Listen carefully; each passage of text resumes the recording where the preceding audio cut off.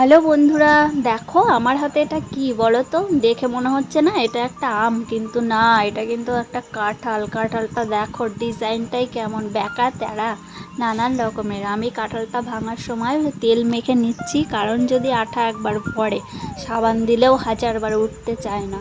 আর কাঁঠাল ভাঙা একটা বিরক্তের কাজ, যেহেতু আজকে শাশুড়ি মা বাড়িতে নেই, ঠেলায় পড়ে আমাকেই কাঁঠাল ভাঙতে হচ্ছে।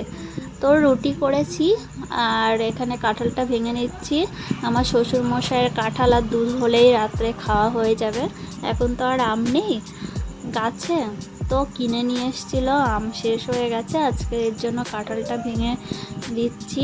তো কাঁঠালটা দেখো ছোট দেখতে হলে কি, এর মধ্যে দেখো কোষে ভর্তি, বেশ কয়েকটা কোষ আছে, দুজনা আরামসে রুটি খেতে পারবে এগুলো দিয়ে। তো কাঁঠালটা ভেঙে নিয়ে থালায় সাজিয়ে দেব।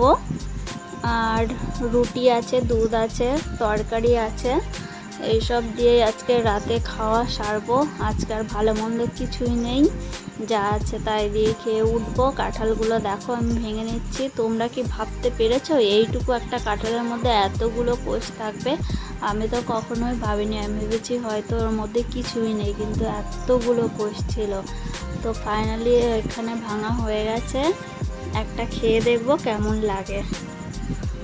তো মোটামুটি ভালোই ছিল, না শক্ত না নরম, একদম পারফেক্ট ছিল। অনেকেই কাঁঠাল ভালোবাসে না, আমি মোটামুটি খাই।